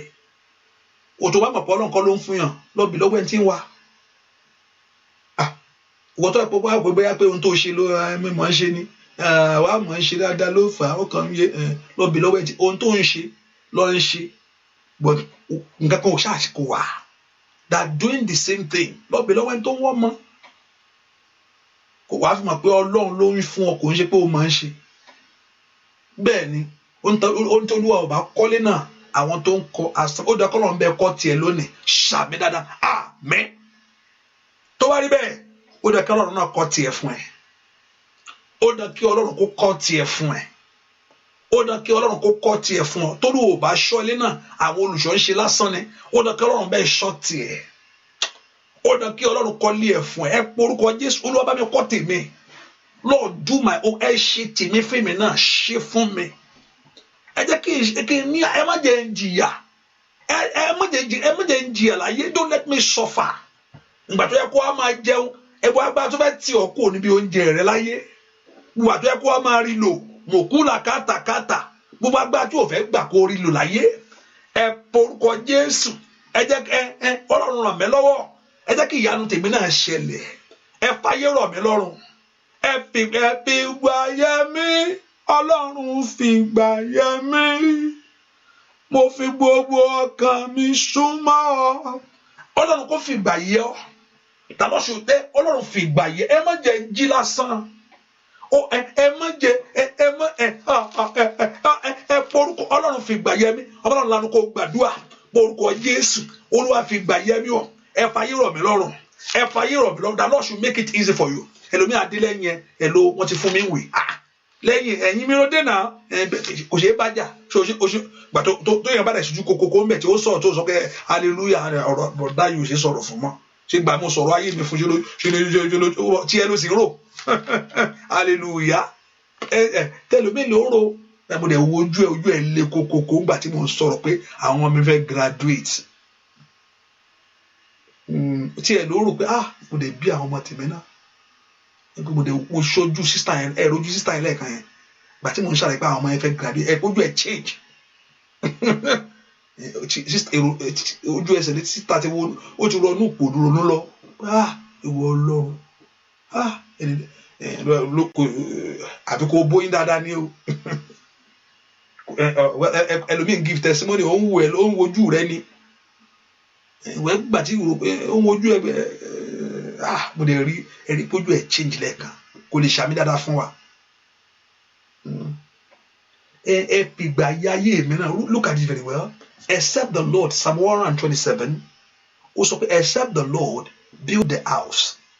He said they that labour in vain that build it, they that labour. Àwọn tó ń ṣe ẹ má jẹ́ ń ṣe lásán. Don't let me labour in vain. Ọlọ́run fi orin don't let me labour in they that labour. Gbogbo àwọn tí ń ṣe wọ́n ń ṣe lásán ni. Ẹ má jẹ́ ń ṣe lásán mọ́. Àbáwọn lanu kò látòní lọ ní ìrìnàjò tí mo rìn sí orílẹ̀-èdè yìí. Olúwa ẹ má jẹ́ ń ṣe lásán mọ́. Ẹ má jẹ́ ń ṣe lásán mọ́. Ẹ má kàtà gàbà kàtàkàtà. Bẹ́ẹ̀ sùtò tó tólí kẹlẹ́bù kaba. Má sùtò tólí kaba. Bí rúṣẹ́ kẹlẹ́bù gbàdúrà sẹ́. Dìde. Ọlọ́run mi dìde o. Dìde. Ẹlẹ́dàá mi dìde o. Dìde o. Kó gbèjà mi ìjà bàbá dìde. Ọlọ́run mi dìde o. Dìde. Ọlọ́run mi dìde o. Dìde. Ẹlẹ́dàá mi dìde o. Bàbá dìde o. Kó gbèjà mi ìjà bàbá dìde. Ọlọ́run mi dìde o. Óyá óyá óyá o. Dìde. Ọlọ́run mi ò gbúdọ̀ ṣe lásán o. Dìde. Ọlọ́run mi dìde o. Bàbá dìde. Ọlọ́run nínú ọdún yìí. Dìde. Ẹlẹ́dàá mi dìde o. Lórí ọmọ mi o. Dìde. Ọlọ́run mi dìde o. Dìde. Ọlọ́run mi dìde o. Bàbá mi o. Dìde. Ọlọ́run mi dìde o. Ẹ má jẹ́ ń ṣe lásán. Look at the scripture very well. He's telling us they that labour. Àwọn tó ń ṣe except the Lord. Ọlọ́run mo ti sọ fún Ọlọ́run láti jọ èmi mò ń ṣe. Má wọrí. Tó bá bẹ ṣe wàá mọ̀ kó ṣe. Ìyàtọ̀ bẹ̀ ni pé Ọlọ́run á dẹ̀ kọ́lé ayé ẹ̀ tì ní ìṣẹ́jú kan. Kí ni ń jẹ́ bẹ́ẹ̀? Ta ni bàbá náà tó ní òun ò ní jẹ́ o lọ? Àfẹ́ni tó bá fẹ́ filẹ̀ jura nìkan ló kù. Fáráò dán wò jọ yẹn pé I will not let them go. Ó mo gẹ̀ omi kó tó mọ̀. nǹkan ju nǹkan lọ talẹ Ọlọ́run ò tí ì dìde ni o àmì tí wàá yí ọmọ ìjọ lẹ̀ ní wọ́n gan ọ̀bẹ eléyìí tó dádì Ọlọ́run ò tí ì dìde pé ọkọ ọkùnrin rẹ nìkan tó ń ṣe àǹtí bóyá bùrọ̀dá ló sì ń ṣe nǹkan méjèèjì Ọlọ́run ò tí ì dìde wọ́n máa kọ lẹ́tà ní ẹ bá ń gba ìwọ ní kí wọ́n á tún mú báyìí o kò rẹ́ni pè ọ́ àìmọye tọ́lọ́run bá dìde á dẹwà bò ọ́ bẹ́ẹ̀ ni Ọlọ́run ò tí ì dìde ni mo ṣe board exam yẹn láti jọ ẹ̀ mò ń jàn ohun tó bá mú lọ tọ́lọ́run bá dìde wàá kàn máa tíkẹ́ bó ṣe wàá kàwé náà ìyá kàwé ilé tó kà náà ni Ọlọ́run ó fi ọgbọ́n sí ìyanu àṣẹlẹ̀ ń bẹ̀. ẹ porúkọ Jésù ẹ má don't let me labour in vain anymore ẹ má jẹ́ ṣe lásán mọ́. Look at the very text very well. Look at that Psalm 127 and look at the very text. Ẹ má jẹ́ ṣe lásán mọ́. Mo mọ̀wé kọ́ lélẹ́yìí o. Mo mọ̀ ká ẹ ń bá pàṣẹ ni. Bruna kataya mo de ka gaga. I spend a lot of hours. Mo lọ fún lecture, only ìyẹn kọ́ ẹni tó pack báwo ní tiẹ̀ mo pass. Good boy. Ìwọ ńkọ́ mo de kàwé o. Kí ni ìyá fẹ́ ṣe? Mo gbóòrù lọ́pọ̀lọpọ̀ kí wá ní mo kọ́kọ́ débẹ̀ kí wá ní èmi lẹ́gbọ́n gbogbo wọn kí ni ẹ dà mo jù lọ kí ni mo ṣáájú ẹ̀ máa rí kí wá yes story o gbúdọ̀ ṣe lásán mọ́ ẹ porúkọ Jésù mi gbúdọ̀ ṣe ní asán mọ́. Look at the very text. Except the Lord build it. Olúwa látò mo ti rí pé mò ń kọ́ wá bá mi kọ́ ayé mi fún mi. Olúwa bá mi kọ́ ayé mi sọ fún kó bẹ́ẹ̀ kọ́ Olúwa bá mi kọ́ lónìí gbogbo ẹni tí ń wá ọmọ Olúwa bá wọn kọ́ lónìí everything that you are trusting God for in any areas that you are believing God Olúwa bẹ́ẹ̀ kọ́ Ọlọ́run bá mi kọ́ ayé àwọn èèyàn yìí bá mi kọ́ ayé wọn bá mi tú ayé wọn except the Lord now do your work Olúwa ṣe ohun tó o fẹ́ ṣe ní orúkọ Jésù màtẹ́dí àbákú ṣètò lẹ́gàbà màtótó di kabakaba wọn lọ́nà kó gbàdúà gbúàdúà lórúkọ Jésù Kristi Olúwa wa ìwọ tó ti ṣe àpẹẹrẹ à ń ṣe mo pé tàbá pé bí nọ́mbà tí mo wò yìí tí a bá ṣe 888 tá a sọ yẹn kò ní jẹ́ nọ́mbà tí mo wò yìí ni bẹ́ẹ̀ ni mo sọ tó bá jẹ́ pé 888 yẹn la follow lóòótọ́ it will not be on that number so I look at it okay share tó bá tẹ̀lé ṣe ìṣílẹ̀ tó yẹ kó ṣe ọmọnìkejì lọ́nà àdúrà ohun tó ló ṣe Olúwa wá ṣe fún mi ohun tó ló ṣe Olúwa wá ṣe fún mi ohun tí ó múnú mi bàbá ṣe fún mi bóyá ṣe ohun tó ló ṣe Olúwa wá ṣe fún mi lórí ọmọ ohun tó ló ṣe Olúwa wá ṣe fún mi bóyá ohun tí ó múnú mi bàbá ṣe fún mi ọwọ́ rẹ̀ dà. Nínú ọdún yìí ayé òru ẹ̀ wúrọ̀ ní yàmá ó nà kó kú olùkọ́ ẹrú yẹn láyé. Jésù abániṣe bá wọn ṣe o àṣeyọrí ṣe lọ àṣeyọrí lọ́dún yìí bàbá ohun tó ló ṣe Olúwa wá ṣe fún mi ohun tó ló ṣe Olúwa wá ṣe fún mi ohun tí ó dùnnú mi bàbá ṣe fún mi ohun tí ó múnú mi bàbá ó yá ohun tí ó múnú mi bàbá ṣe fún mi ohun tí ó múnú mi bàbá ṣe fún mi. Kí n tó gbàgbé mo ṣe ń kọrin yẹn mo sọ̀rọ̀ graduation lẹ́ẹ̀kan mo sọ àsọtẹ́lẹ̀ agbára láti sin lọ mo sì bẹ́ẹ̀ tó rán mi níṣẹ́ tó ní kí n máa lọ owó má jẹ̀mú kí ọmọ graduate kó má rí nǹkan ṣe pé kí màmá jìyà lórí ọmọ níjọ́ tó graduate tán kí ìdààmú á dé bá ọmọ yẹn lórúkọ Jésù kò di asán lónìí mo fẹ́ kó o ṣàmì dáadáa àmín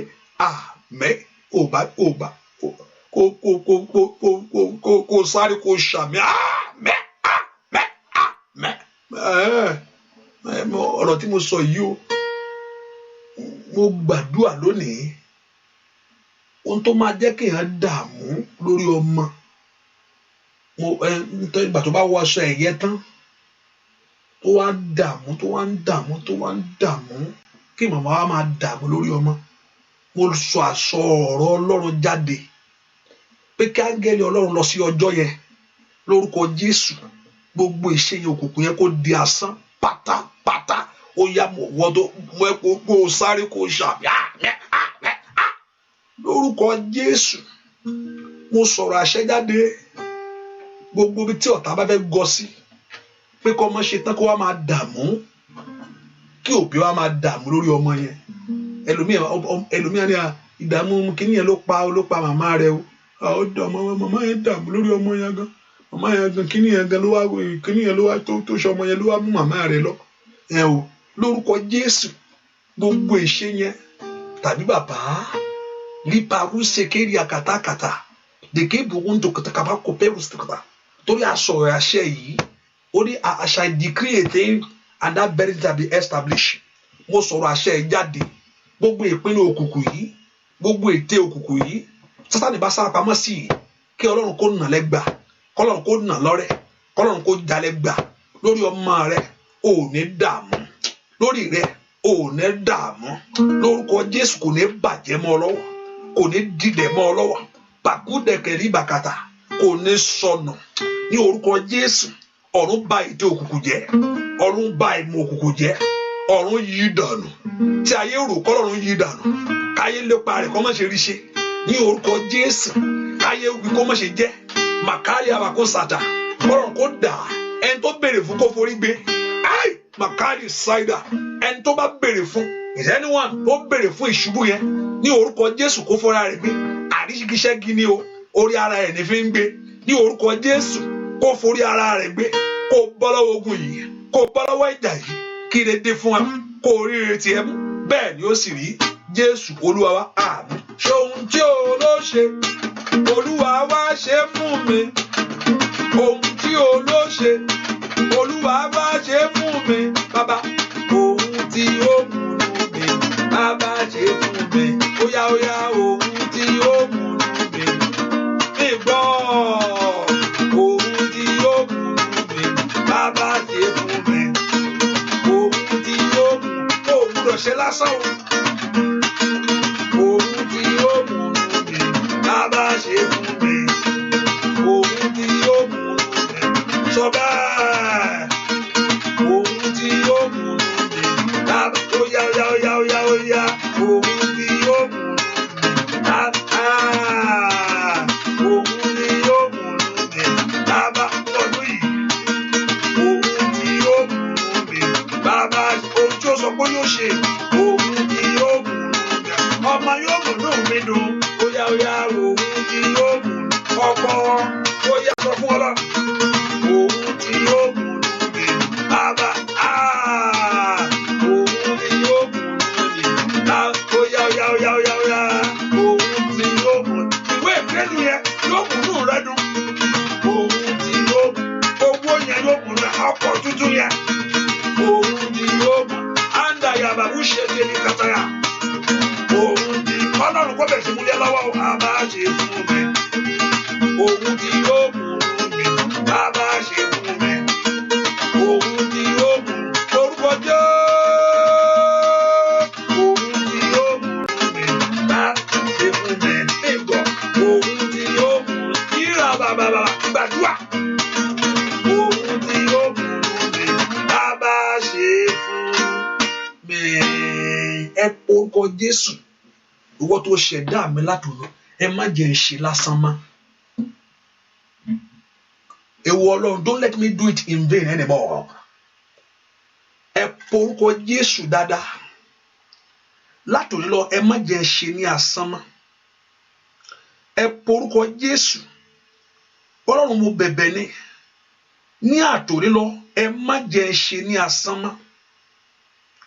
Gbogbo agbára tó ní kí n máa ṣe lásán, gbogbo ipá tó fẹ́ kí ayé mi wà bẹ́ẹ̀, gbogbo ìmọ̀ tó fẹ́ kí n máa ṣe lásán Olúwa ẹ má jẹ́ n ṣe lásán mọ́ ẹ sọ fún Jésù lọ́wọ́lọ́wọ́ báyìí ẹ má jẹ́ ìran mi ṣe lásán mọ́ everybody look at me very well please. I will share the grace now. Look at the very scripture. Please look at it. Look at the scripture very well. Look at the scripture. Bíbélì ẹ wo Bíbélì ṣé ń gbọ́ mi ẹ má sùn abẹ́ tí ń sùn hallelujah ẹ ṣàmì dáadáa ṣàmì tó o bá sùn ṣàmì dáadáa hallelujah ṣàmì mo jẹ́ kẹ́ ṣàmì mọ̀ kó lè rẹ̀ yàn I know that for me a few minutes I'm not going to be here tonight anymore. Like tonight 9 o'clock I'm not coming so I will not come 9 o'clock. So and today is Friday kò sáà sí party mi lọ́la náà ẹni jókòó jẹ abẹ tó bá ń lọ bíṣẹ́ lọ́la nìkan ló kù àmì ààrẹ mi sí wà ààrẹ mi sí kò sí ààrẹ mi sí nìsín ẹ máa ṣẹnu lé ni kò sáré mi sí kò sáré mi sí mọ́ nìsín and also ààrẹ mi sí náà ó máa yé dùn náà díẹ̀ náà but it's okay. Gbogbo ẹ̀ dọ́ọ̀lù some people cannot wait wọ́n lè wait kí gbogbo ẹ̀ kán bẹ́ẹ̀ ta ní gèlè yáyáyá àtẹ́wọ́ rẹpẹtẹ ní.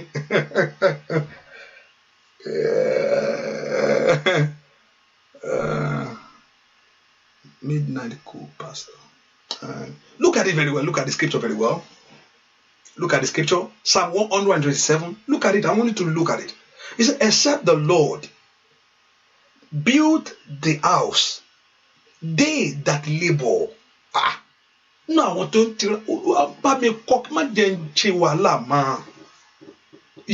you earn the same salary as when pay hello.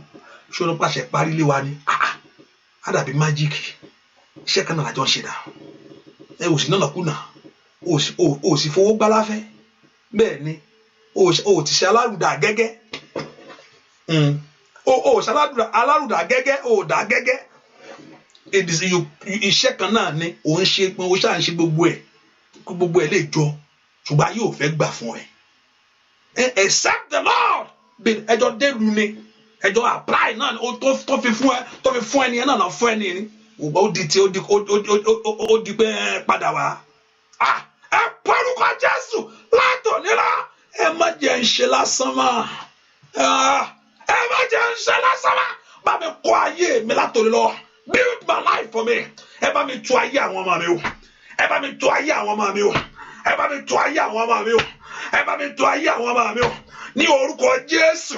Somebody open your mouth and pray. Kada pakato kete kerebagara maye kete liba sitori kada boko para. Ọlọ́run lanu kó gbàdúrà bá mi kọ́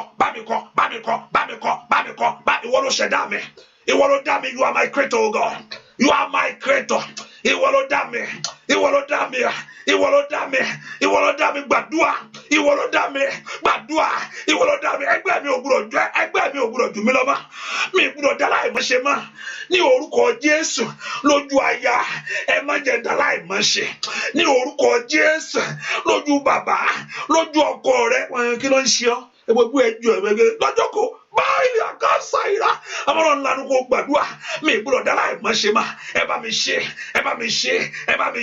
ẹ mo lè kọ́ àwọn ọmọ yẹn dáadáa o mo lè train àwọn ọmọ yìí o màkàrí power ṣáìlà o gbọ́dọ̀ dá láì mọ̀ ṣe mà ayé o gbọ́dọ̀ dá láì mọ̀ ṣe mà ìrìn àjò mi o gbọ́dọ̀ dá láì mọ̀ ṣe mà ẹni ogun ọ̀run kí n lè máa ṣe mo ṣàfọ̀rọ̀ mi lọ ẹ o orúkọ Jésù Ọlọ́run kí n lè máa ṣe mo mú ọ̀rọ̀ ayé mi wá tọ̀ wá kí n lè máa ṣe mo gbẹ́kẹ̀lé ọ kí n lè máa ṣe ẹ porúkọ Jésù máa tó lùkàtà ìrísẹ̀tẹ̀ ẹ gbàdúrà àní kí n lè máa ṣe mo fi fọ̀rọ̀ ayé mi lọ gbọ́ àdúrà lórúkọ Jésù Kristi.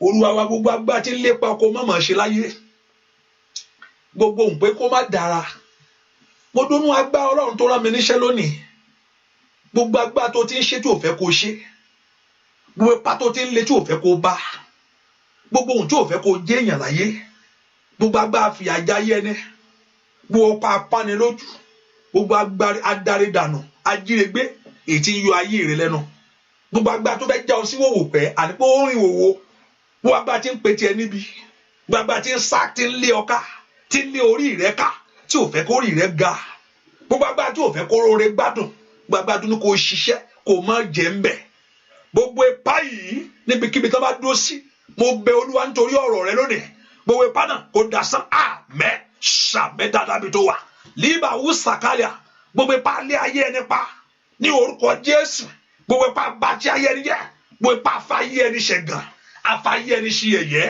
gbogbo ipá náà tí ń lé ayé rẹ kiri tí ò fẹ́ kó ga tí ò fẹ́ kó dìde tí ò fẹ́ kó fọhùn tí ò fẹ́ kó rọrẹ ṣe tí ò fẹ́ kó débẹ̀ gbogbo ipá yìí ní ọ̀nà kan náà ní orúkọ Jésù ọ̀run kó dójú sí wọn àmín ṣàmì dáadáa ní bolo wàṣẹ káyọ̀lì outsider bí kò tálí àkọ́bà tọ́lá pé Ọlọ́run ní bá ayé ẹni kọ́ ayé ẹni tí mú ayé ẹni gúrégé tó yẹ pé Ọlọ́run ni gẹ́gẹ́ bí ọ̀rọ̀ rẹ̀ accept the law tó yẹ pé bẹ́ẹ̀ ni pé Ọlọ́run ní bá ayé ẹni tó ayé ẹni èyí tó mú ayé ẹni dára mo wá bẹ̀ tó ń bá ayé ẹni tó ayé ẹni mo bẹ̀ Ọlọ́run torí ọ̀rọ̀ rẹ̀ lónìí ní orúkọ Jésù kó bẹ́ẹ̀ tó àmín kó bẹ́ẹ̀ ṣe àmín kò wọ́n náà fàyè gbà kó bẹ́ẹ̀ tó àmín kó bẹ́ẹ̀ ṣe àmín kó bẹ́ẹ̀ tó àmín kó bá wa tó àmín kó bá wa ṣe àmín kó bá ayé wa tó àmín kó bá ayé ọmọ rẹ tó àmín kó bá ayé ọmọ rẹ ṣe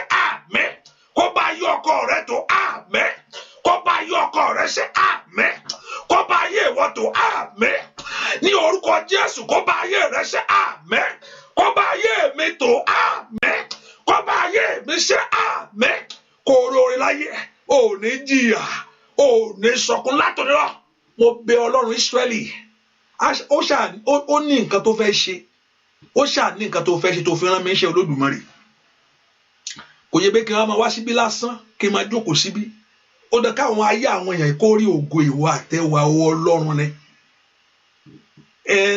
ohun tó tọ́ ń fẹ́ nìyẹn ó ní except you build the house ó ní àwọn tó ń lébọ̀ ń bẹ̀ tó ń ṣe tántán lọ láàárọ̀ tó ń jáde bí asán ni mi fẹ́ kí ayé àwọn èèyàn wà lásán mo fẹ́ kán rí ìyanu agbára rẹ gbogbo ipá tó ní kò ṣeé ṣe gbogbo ìmọ̀ tó ní wò nígbà every power hold your life captive let that power be destroyed in the name of Jesus kó ṣe ṣe fún ọ kọ́nà kó daṣọ ìró ọ ojú òní tì ọ ohun tó wá yìí kó rí gbà bẹ́ẹ̀ ò ní dààmú lórí ẹ̀ mọ́ látòní lọ mo rán ẹ̀mí Ọlọ́run sí ọ I send the Spirit of God over your life mo rán ẹ̀mí Ọlọ́run alààyè sí ọ mo rán ẹ̀mí kí látòrí àtẹ́lẹsẹ̀ rẹ kí agbára yẹn kí ẹ̀mí Ọlọ́run kó bẹ̀rẹ̀ sí rìn lára ẹ mo pa ní àṣẹ ni from your head to toe ibikíbi tó bá wà ibikíbi tó bá wà lórílẹ̀‐èdè tó wà mo fẹ́ kí agbára Ọlọ́run kó rìn jáde látòrí kó bẹ̀rẹ̀ sí rìn látòrí ẹ gbogbo ara rẹ pure káwé pure strictalia wàhálì kó sàkátàkàtà ìwọ tó sọrí bẹ́ẹ̀dì yẹn báwòrì káwé pàrọ̀ stricta agbára Ọlọ́run kó bù ọ lórí bẹ́ẹ̀dì bí tó wáyé mi kò tó lè kú ṣèkéri àgàtà bí rúṣẹ tẹlifùtà gbogbo bí tẹ bá wà lọ́rọ̀ mo pàṣẹ agbára yìí kàlíàbà agbára Ọlọ́run ní orúkọ Jésù kó balẹ̀ yẹn àgbà títí bu ayé láṣìírí ní orúkọ Jésù mo rán Ọlọ́run jáde ní orúkọ Jésù kó bá mi tó wà kó tú ọ sílẹ̀ gbogbo àjèjì mi kó fa ayé ẹ lẹ̀ bẹ́ẹ̀ ni ó sì rí láì lórúkọ Jésù Kristi Olúwa wa àmín sàmì dáadáa àmín sàmì dáadáa lẹ́ẹ̀kan sí àmín hallelujah kíra rẹ kú oríire pé mo máa kú oríire kíra rẹ sọ pé Olúwa ṣeun o bẹ́ẹ̀ tá bá ti gbàdúrà ká gbàgbọ́ bá orí gbà má máa gbàdúrà pé gbàgbọ́ bẹ́ẹ̀ kó o ti rí gbà gbàgbọ́ kó o ti rí gbà á sì rí bẹ́ẹ̀ bẹ́ẹ̀ ni ó sì rí láì lórúkọ Jésù Kristi Olúwa wa àmín àmín àmín lórúkọ Jésù. Praise the Lord. Just put in mind that the prayer continue tomorrow lọ́la lágbọ́ Ọlọ́run ní first Saturday and láago mẹ́sàn-án. And also, please make sure we are sharing it, and let's do it. You don't have to put it on your page, you know. You don't have to put it on your page. You don't have to, but you can do it as a message. Not send if people have known about it. Send to other people that don't know. If I want 30 miles, pẹ̀lú mi 30 pèsè no àdúrà. Àwọn tó fẹ́ gbà yẹn wọ́n fẹ́ gbà fún wọn lẹ̀. Hallelujah. We must do that. That's our duty. Hallelujah. and the Lord Jehovah God will do great things. And ẹ̀yin tẹ̀ ń ṣe lórúkọ Jésù agbọ́ Ọlọ́run kó tẹ̀lé ayé yín. Gbogbo ẹ̀yin tẹ́ dúró ti iṣẹ́ ìránṣẹ́ yìí, gbogbo ẹ̀yin tẹ́ dúró ti iṣẹ́ ìránṣẹ́ yìí ní gbogbo ọ̀nà pé kó má bàjẹ́ kó má yí dànù.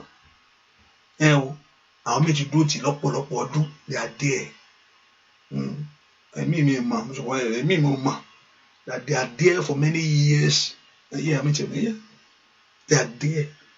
Ọlọ́run wá bẹ̀ bàbá arúgbó ọjọ́ tó bá mi sọ̀rọ̀ ọjọ́ yẹn tó ní kí n máa lọ. Wọ́n á béèrè lọ́wọ́ yẹn, ọwọ́ tó gbé jáde níjọ́ yẹn kó bá mi gbélé yín lórí.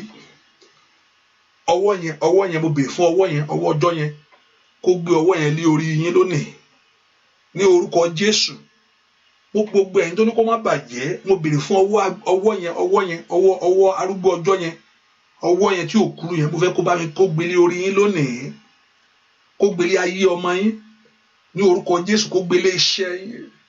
Kẹ́rí ọwọ́ náà, kẹ́rí ọwọ́ náà, kẹ́rí ìṣẹ́gun ọwọ́ náà, kẹ́rí agbára ọwọ́ náà, kẹ́rí ìdáǹdè ọwọ́ náà. Lórúkọ Jésù kẹ́rí ọwọ́ agbára Ọlọ́run náà ní gbogbo ọ̀nà. Lóhun tẹ́ bá dáwọ́lé kẹ́rí ọwọ́ náà, ojú ò ní tì yín, bẹ́ẹ̀ ni ó sì rí láì lórúkọ Jésù Kristi Olúwa wa. Olúwa ṣiṣẹ́ o gbà tí oòrùn gbọ́, ṣiṣẹ́ o gbà tí oòrùn bọ̀, nígbà tẹ́nikẹ́ni kò ní lè ṣiṣẹ́. Èèyàn máa ń ṣiṣẹ́ fún Ọlọ́run ni. Hallelujah. And the Lord Jehovah God bless you. Thank you for coming and thank you for being here. Hallelujah. It's all good.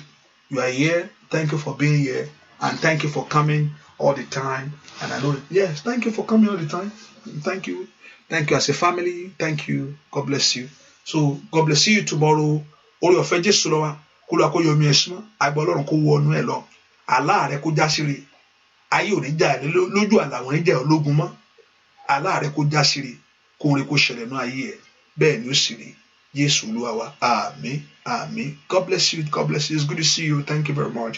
Bye-bye. Thank you. Thank you. Thank you. See you tomorrow by 9 p.m. Eastern Time.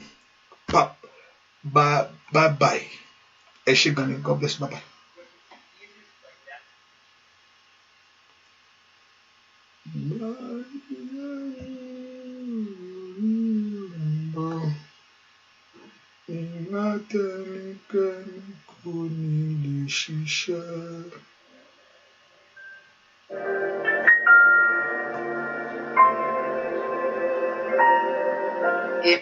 Èmi mọ ohun ojú mi ti rí. Kí ló ti rí? Mo mọ ohun etí mi ti gbọ́. Mo mọ ohun ojú mi ti rí. Mo mọ ohun etí mi ti gbọ́. Lọ́gán tó gbọ́ ìró ayọ̀ rẹ o Olùgbàlà, ayé mi létò.